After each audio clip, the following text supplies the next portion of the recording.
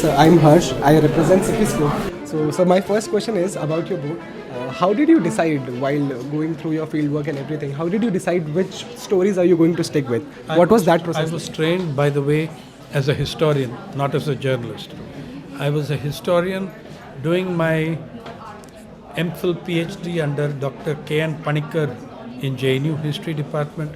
My teachers were Romila Thapar, Panikkar, Harbans Mukhya, Bipin Chandra. These were my teachers. I learnt a kind of history from them which challenged the great man theory of history. That history is a much more complex thing. It's of entire peoples, it's of entire cultures, it's of entire regions. Right? Now, when I did become a journalist, I think my history background made a huge difference to the journalist I became. Because suppose you're going to cover a particular region in the agrarian crisis, if you know the history of that region's land relations, money lending systems, credit systems, the relation between credit, commerce, labor, land, your reporting is going to have much more depth as a consequence. Right? That made the difference for me. So when I came to this book, I was born and brought up in a freedom struggle family. My granddad benefited from being a freedom fighter. Therefore, I do not do his story. Because he told me many times as a kid, he would tell me it was these ordinary people who did it.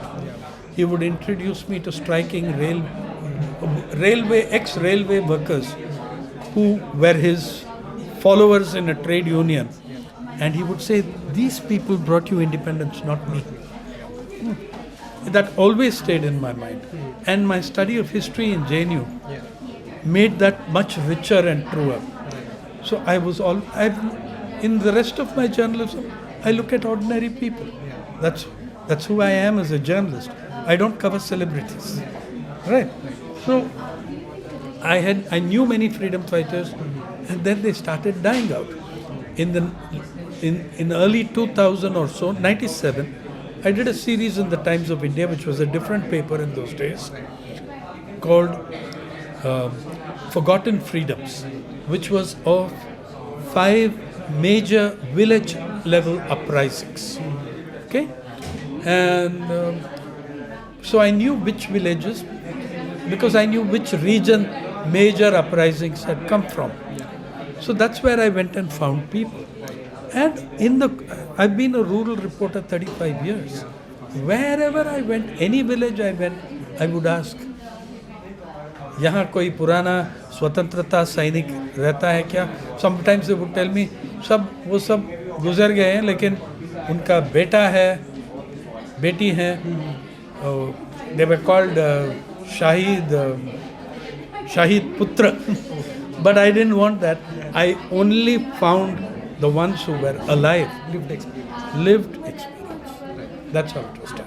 So my next question is, if you don't mind, sir, actually when you were presenting the book and you were talking about it, this question struck me that, how did you went through the process of fact checking these stories? Because most of these stories age back, and I'm sure that the last interviews are done very recently. Oh, right.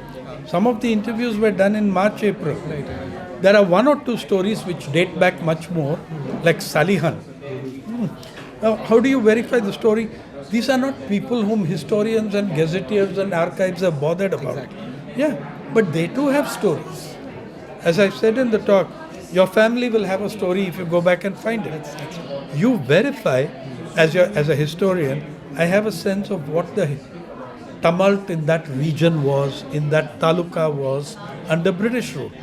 So I can read plenty about that, about this uprising, that uprising.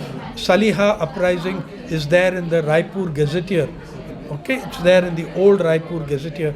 Though it won't mention Salihan, she was too unimportant and illiterate Adivasi woman. Why will they take interest in her? But the uprising itself is recorded. So you cross-check. The other thing is, you have to cross-check within the community, within the village, with her descendants, her children, her grandchildren. Because the last interviews, she was dead. Okay.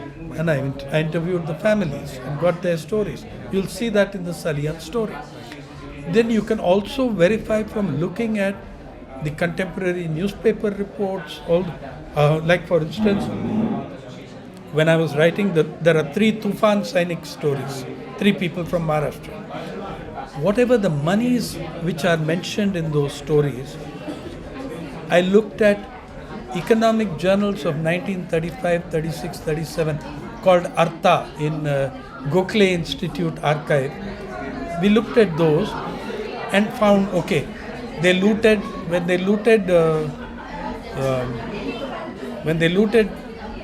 say, when Mallu Swarajyam had a price on her head of 10,000, today it sounds very simple. But in her time, 10,000 rupees would have purchased 83 kilograms of rice. So I was able to check the prices of rice, all these. That's the historian craft. And a good reporter should automatically search that. Yeah.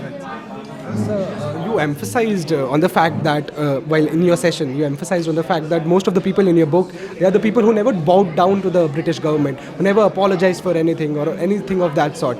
Sir, I just had this like really genuine question that why do you think it is important to not apologize to the people, even if it is a clever move or something? I think it is the British who should be apologizing to India.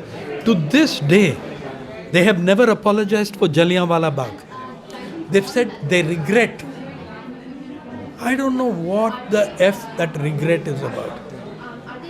I don't care for your regret. Yeah? Can you say we are ashamed and apologize deeply for the massacre of innocent people? You say that, that's an apology. They've never done that. Why should these Indian freedom fighters have nothing to apologize for to anybody? That's all. It was great talking to you, sir.